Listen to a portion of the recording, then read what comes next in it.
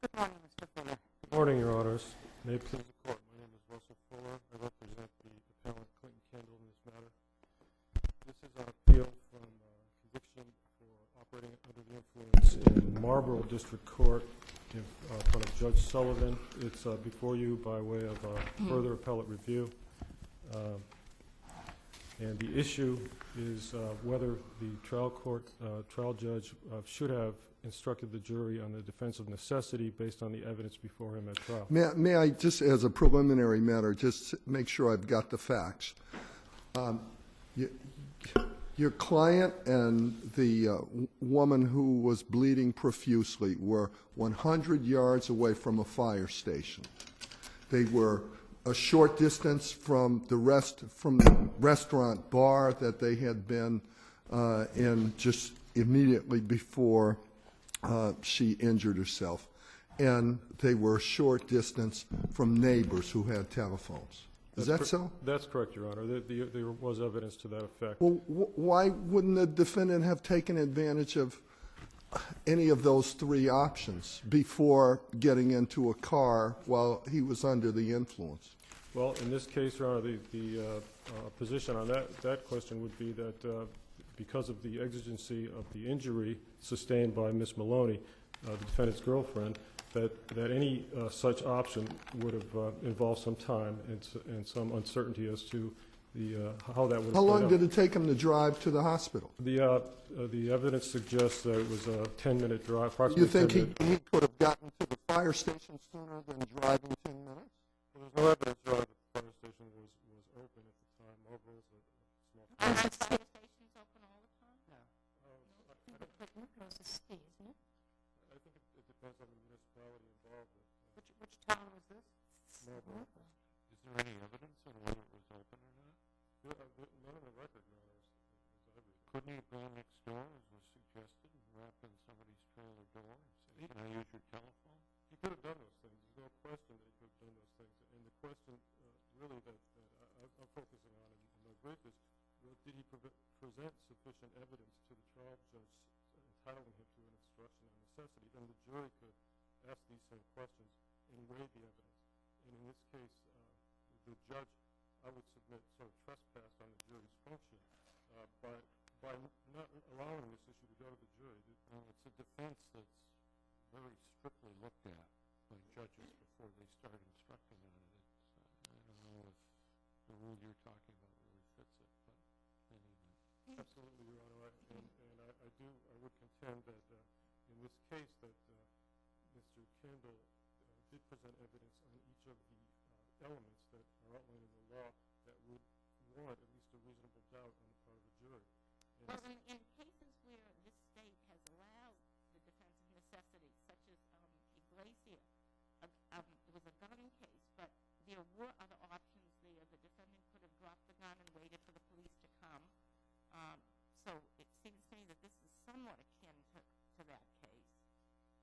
I agree, Your Honor. I think that the Iglesias case, for example, shows that there can't be there's always going to be arguably some other legal alternative, depending on how effective it may be or not. And I think that's what the court got into here. They got into starting to weigh the alternatives. He should have. There's no question in the evidence that his girlfriend was bleeding profusely and that they could not stop it. And so the question is, should he, under those circumstances where there was no phone, they had no cell phone? Isn't there some rule of reason? I mean, if you've got a group of alternatives, which seems to be the case in this here, versus some largely impractical alternatives in Iglesias, just to take two cases. I mean, can't the judge sort of weigh that a little bit in deciding whether or not to give an instruction? Yes, Your Honor, I think so, and I think that that's where the judge's function comes in. Is that I would submit that there's two analyses that go on. First is the legal analysis by the judge. Is there sufficient evidence here to warrant a reasonable doubt? And in that question, he can answer. I think that this is beyond reason. That there is not a question here, a reasonable question that a jury could look at and decide one way or the other. And it's our position that on this evidence that there was that question, that a jury might have decided that what Mr. Kendall did under the circumstances was justified by the necessity of the situation. Mr. Fuller, obviously we have to decide your case, and then we have to give some guidance to trial judges for future cases. And I wonder if you've had an opportunity to look at the case relied upon by the Commonwealth, the state against Shotton, the Vermont case. Yes, Your Honor, I have. And in fact, Your Honor, I actually cited that in my brief, relied upon that case in my brief, I believe. But I want to focus on the elements that court set up. I understand that you can, but I just want to go through each of the elements. The first, there's a situation of emergency arising without fault on the part of the actor. Yeah, but at least for this case, our law is different from Vermont's law. We've never adopted that without fault here. No, I understand. I'm just asking what his position is with respect to that. I certainly think that's a reasonable requirement. I don't think our law has imposed that at this point, but in the but it's your position that, at least as the evidence was presented, your client was without fault, correct? Yes, Your Honor. Well, didn't he fall into her and make her hit her head? Yes. Because he was under the influence. Yes, and in that sense, he was at fault. So he was at fault. Well, but there's certainly, Your Honor, I would distinguish that from the Yeah, but how could we apply that standard in this case anyway? We've never adopted that as one of the elements here. Yet, I mean, Vermont may have it, and we may adopt it for the future, but we haven't adopted it yet. Yes, but there was actually a discussion between the judge and defense counsel on this very question, and defense counsel indicated that he thought, again, it didn't apply in this case, even on the facts, but that based on other jurisdictions' law, that would be a reasonable requirement, that if you create a situation intentionally, and I guess that goes to your question, Justice Ireland, that if it's negligence or accident, I would submit that might be a different analysis. Well, let me just continue, if I can. There's no question here that the emergency was imminent and compelling. But then I get to the third one, which was essentially Justice Botsford's some rule of reason, that this emergency must present no reasonable opportunity to avoid the injury without doing the criminal act. And surely that's the barrier, that there were reasonable alternatives in your case.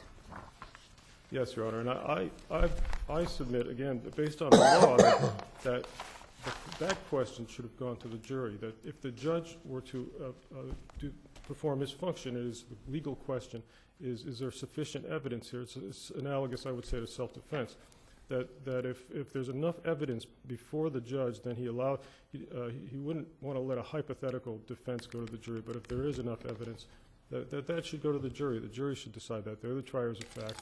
They can decide whether, under the circumstances, Mr. Kendall acted reasonably or not in light of the other alternatives. Is that an objective standard, no reasonable alternative, or would it be a subjective standard?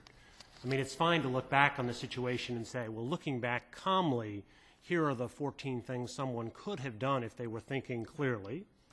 That would sort of be the objective standard, or is it an assessment of the defendant's circumstances in which he was confronted with this imminent emergency? That is an excellent question. I don't know, as I read the law in Massachusetts, the element of necessity that addresses the issue of whether there was an effective legal alternative, I think, that isn't couched in terms of reasonableness or not, but I think it's reasonable that's implied. Otherwise, you do end up in a situation where well, if you say it's subjective, then do you look at it through the eyes of a person who's under the influence and they weren't able to sort out all of their options? And they thought that this was the best thing they could do, although there were other more reasonable alternatives? Or do you look objectively at what? Yes, Your Honor. I think it's an objective standard, a reasonableness standard. Do you think this is exactly the same as self-defense? And obviously, different elements, but I mean that what triggers an instruction on self-defense, that standard, which is pretty low, also applies to a necessity defense? I think it's the same basic analysis. It's defense. Necessity is a defense recognized in our law, and that if there's some evidence presented on that defense, so it's not just the defendant, some evidence that the judge determines would warrant a reasonable doubt, then the jury should be allowed Well, to. if we were to analogize this to the defense of self-defense, that threshold, as Justice Botsford said, is pretty low. I mean, if the defendant testifies and gives an incredible version of the facts, as long as somehow the issue is raised and there's evidence on it, the judge has to instruct on it. I mean, I guess but I'm no student of this. It just seems to me the cases don't equate them in that way. I could be wrong about that. It's more of my own analogizing of the issue of a defense being raised by the defendant. What's the threshold that he has to present? I think that in a sense the Commonwealth sort of would like to hold him to proving the defense outright, and rather than having the judge, rather than having the jury consider. If the judge decides I'll instruct on this, there's still the question whether the jury would buy that or would basically find that there was reasonable alternatives, and he didn't exercise that. So the necessity, to some degree, arises only, in your view, I take it, only in the urgency that was presented, and the necessity does not include any requirement of proving, for instance, that the fire station was closed, that there were no people within 200 yards that were in their homes and available to make phone calls on the defendant's behalf. This would be the Commonwealth's burden, in your view. Yes, I think that what happens is if there's enough evidence presented, then the instruction is given, then at that point clearly the Commonwealth has to prove beyond a reasonable doubt that necessity did not apply, that one of these elements was not present, and therein comes the argument that, and this evidence could have been brought out at trial. The questions could have been asked, or it could have been attempted to develop the evidence of, and some of it was. But it seems a little odd, though. I mean, you're not out in the desert or out in the middle of the woods with nobody around. You're in the middle of I take it you're in the downtown of Marlborough, and there's absolutely no obligation on the part of the defendant other than to look down and see his girlfriend bleeding profusely from the head. There's no obligation on his part to at least make an attempt to knock on one or two doors to see if anybody was available. But of course, time is of the essence in a situation where somebody's bleeding from the head. But that's why maybe it's a jury question, because all these factors come into play. That would be our position, that the jury should consider, under the circumstances, did he act reasonably in light of other alternatives by just driving his girlfriend to the hospital, who they attempted to stop the bleeding and could not stop it. I assume there was evidence that the defendant did not have a telephone in his trailer? There was evidence that there was no telephone, no cell phone, no other people were present, that there was attempts at first aid for approximately 10 minutes, and that the bleeding would not stop, that there was an immense amount of blood. She continued to bleed all the way to the hospital, so that the necessity was continuing. We would submit, and in those under those circumstances, again, the jury may not have agreed that he acted due to necessity, and that was justified his actions. But the judge, in this case, took that away from the jury. The jury was ultimately had to decide facts that were established, that were undisputed. They never got to be instructed as to the law and decide the necessity issue. And again, we're arguing that I take it the lawyer was actually prohibited from arguing the point as well. So there was no argument at all on the OUI. There was no argument whatsoever. Right.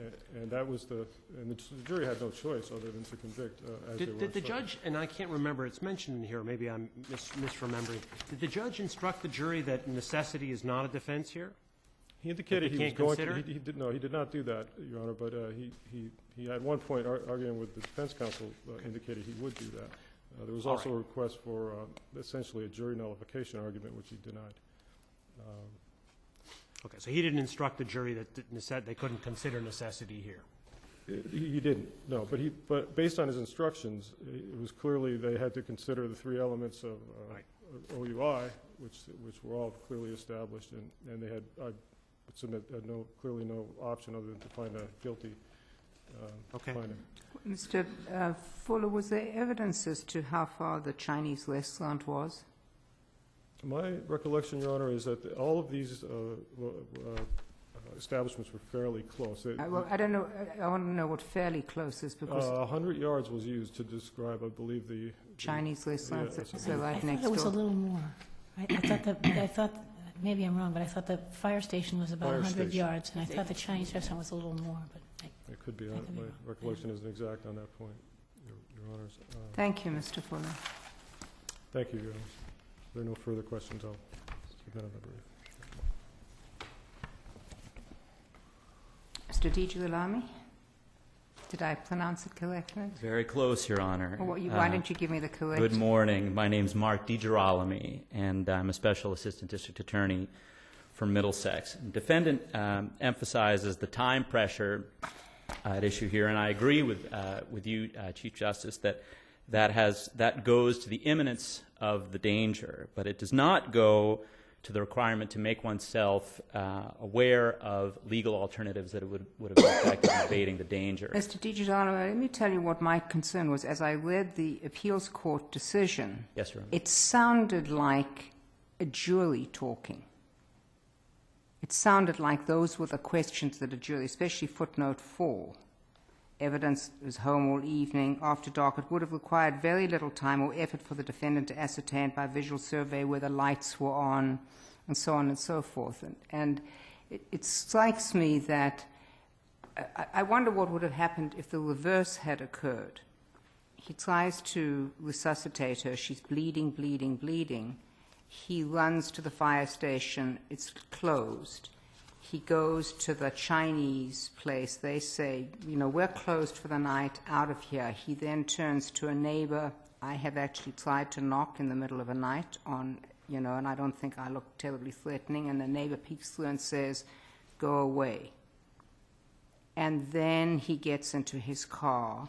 And by that stage, she has suffered immense brain damage. And we've now got a claim against Mr. Kendall, and his argument is, look, I wasn't allowed by the law of the Commonwealth to get into the car and drive her to the hospital. That's what strikes me as the problem here. But carrying the Chief Justice's hypothetical one step further, how does the defendant, who's already under the influence, how does he know that he's too drunk to drive? I assume that people who are too drunk to drive many times think that they're okay. So how does he make the decision, since he's not in the right state of mind anyway, between the emergency and the drinking, how can he know that he's not sober enough to drive? So I'll take them one at a time, Your Honors. First, this is not a jury question. It's the defendant's obligation under Pike to come forward with some evidence. The quote is some evidence that he made himself aware of one of, as Justice Botsford mentioned, this group of alternatives. And either that, or he can, after the fact, show them to have been futile. Only one, so he knocks on a neighbor's door, and then the Commonwealth says, but, the fire station was there and the Chinese restaurant was there. In this case, Your Honor, all he had to, he didn't even do one. He didn't even make himself. Because he made a judgment. Again, I think Justice Cowan's questions and my questions, those are the kind, you and I can argue about how we on a jury would decide that question. The question is, what's the threshold for whether the judge should let it go to the jury? And the threshold is that of a reasonable person. It's not the threshold of, well, what would I do if I were drunk? It's what a reasonable person would think about a drunk person driving to the hospital. It is not, we're not supposed to get into the mind. So it's an objective standard. If it is an objective standard, otherwise we blow the door wide open on the necessity. I'll tell you one thing. If I were lying on the floor, bleeding profusely, and somebody tried a head injury, wouldn't you prefer, Your Honor, that somebody have driven you to a fire station I would prefer, where you would have gotten You and I may differ. I think speed is important. safe speed, not speed. I mean, if the necessity defense applies here, Your Honor, it would apply I know if he had. I know we say legal alternative. Yes, Your Honor. But he, in fact, got her to the hospital. But that's pure happenstance. Maybe yes, maybe no. We know that there are intoxicated drivers who manage to drive on the streets with no accidents. But as a legal proposition, if the necessity defense applies in this case, it should equally apply if he had hit a family of 6 and killed them all and been charged with vehicular homicide. If that's the standard that the court has to lay out, then it has to apply in one case as in the other. Maybe yes, maybe no.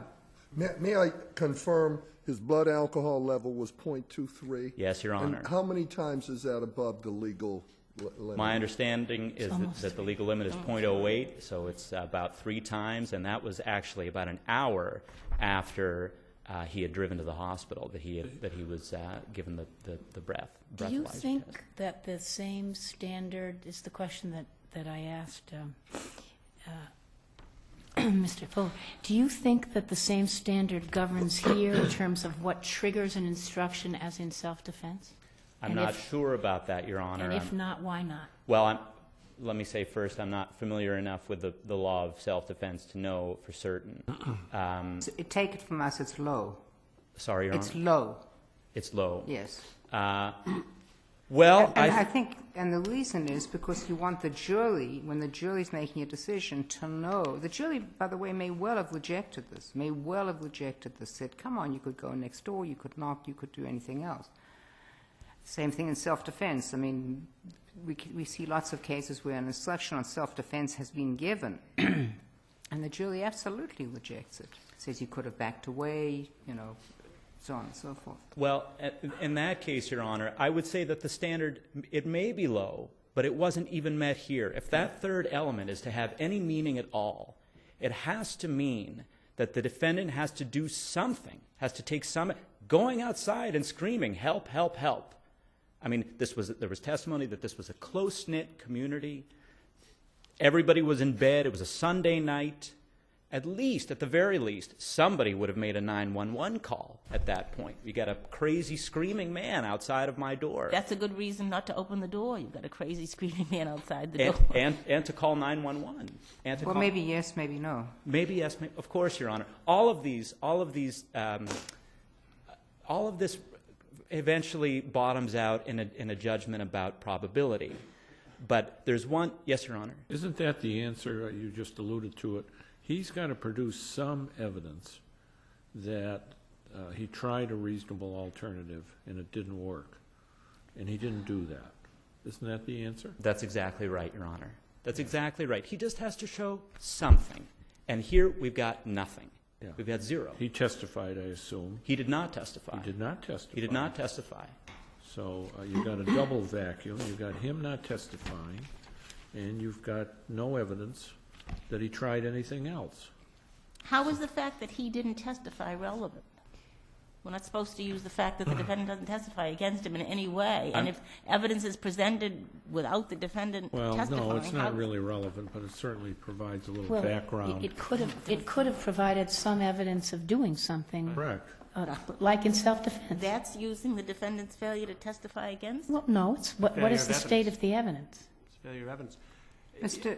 DiGirolamo, I take it when Justice Graney asked you, the defendant must produce some evidence that he tried to do something, would arise only in those circumstances where the Commonwealth suggests that they were alternative. To go back to Justice Spina's point, if he's out in the middle of the, he's drunk, he swerves off the road, he hits a barrier, she's bleeding, and there's not standing out and screaming is not going to help. He wouldn't have to show evidence in that case, correct? Well, he could. I mean, absolutely.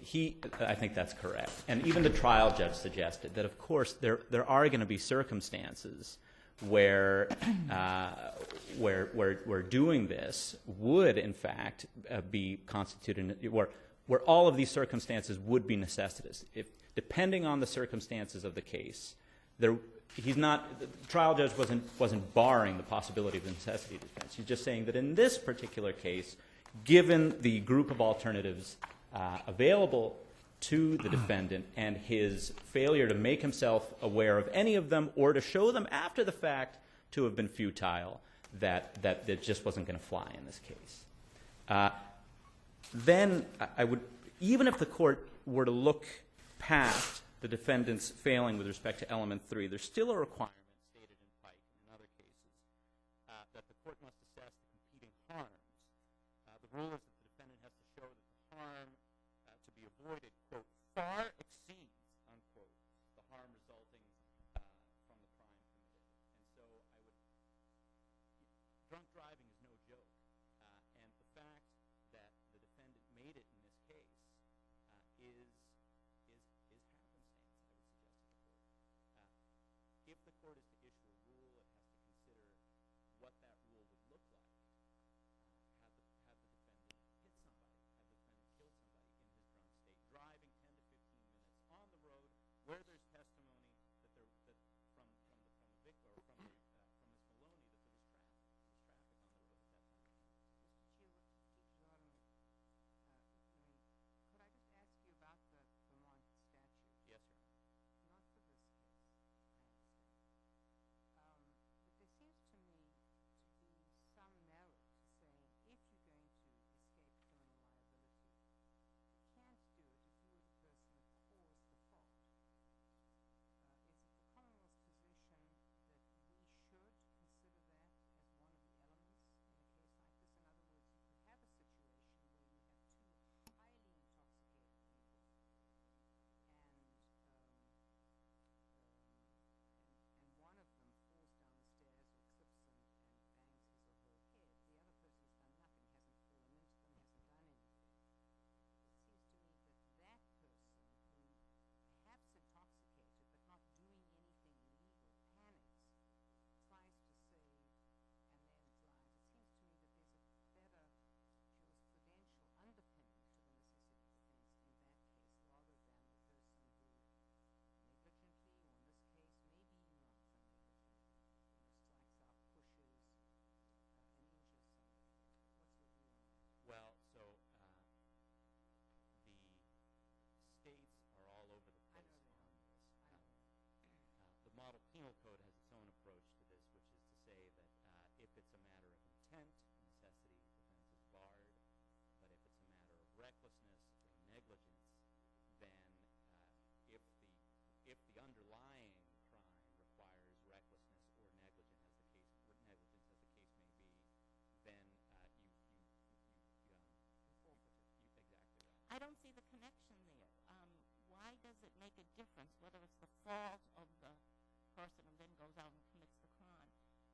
Because you created the necessity. I understand, but just because he created the necessity doesn't, then you're dealing with a new situation then, and why the fault beforehand matters, I don't understand. But, Your Honor, as to crimes of intent, it would seem extremely inequitable to say that one can, with impunity, go out and intentionally hurt people and then Oh, no, there may be criminal liability for that. That's a whole different story. He could be convicted of ABDW. But he wouldn't be convicted. In other words, That has nothing to do then with his OUI. Crime number one, and then he commits crime number two, and maybe it's not possible to. If he had stabbed her, for instance. yes. But it's possible that there's a conflict as to what happened, and the Commonwealth or the state is unable to prove the first. Yes. Well, if that's the case, and as in this case, the way that the facts came out was that it was negligent, that he bumped her accidentally, and then she crashed into a table and split her head open. If that's the case, then it'd be the Commonwealth's position that a necessity defense should be available in that. I think I should say, for myself, I think that is too hard a rule to say that in cases of negligence, one can't make, the necessity defense is unavailing. In cases of recklessness, and certainly in cases of intent, it would be the Commonwealth's position that the court may very well establish a different rule. Certainly in cases of intent, I would say. So you're saying that if someone stabs someone intentionally and then all of a sudden is remorseful, the person shouldn't take the person to the hospital. That's exactly what I'm saying. That's not what you're saying. You're saying that the person needs to look around for alternatives if he's drunk at the time. That's correct. I'm putting aside for the moment the question of these other elements that are in play. I'm not saying that those go away. I'm talking purely with respect to the question of culpability. Culpability in creating the necessity. If we're talking purely about that, then I do believe that somebody who intentionally stabs somebody else should not receive the benefit of the necessity of defense. But Not for the stabbing, shouldn't receive it, but I'm saying at least at that point drives the person to the hospital, drunk or otherwise. so at that point, I would recur to Justice Botsford's comment that I would want to make sure that the defendant had met all of these other elements. Mr. Tichenor, may I ask you one other question? Yes, Your Honor. Again, I don't hold any belief for the Vermont law, except that when it comes to our third point, which is the one on which you, under our law, there's no legal alternative which would be effective in abating the danger. Yes. Would you agree with me that that is the same as the Vermont's third one, which says this emergency must present no reasonable opportunity to avoid the injury without doing the criminal act? I suppose, Your Honor, the Massachusetts standard speaks in terms of an effective alternative. The Vermont standard does not use the word effective. It uses any legal alternative. That's what I call lawyer speak, and we're trying to get juries to understand. And that's why I'm asking you whether if we take a sort of plain English view here. I think that that third standard is about the same, Your Honor. I would point out that the circumstances of Schotten are entirely different. Yes, of course. Than I'm in not this looking case. to the facts in the case, and I'm not suggesting that makes a difference to the outcome here. But it's really to figure out whether we can, when a defendant is entitled to a necessity defense, that we make sure that juries understand it. Very good, Your Honor. I agree. Thank you. Thank you Mr. very much. Chalaman.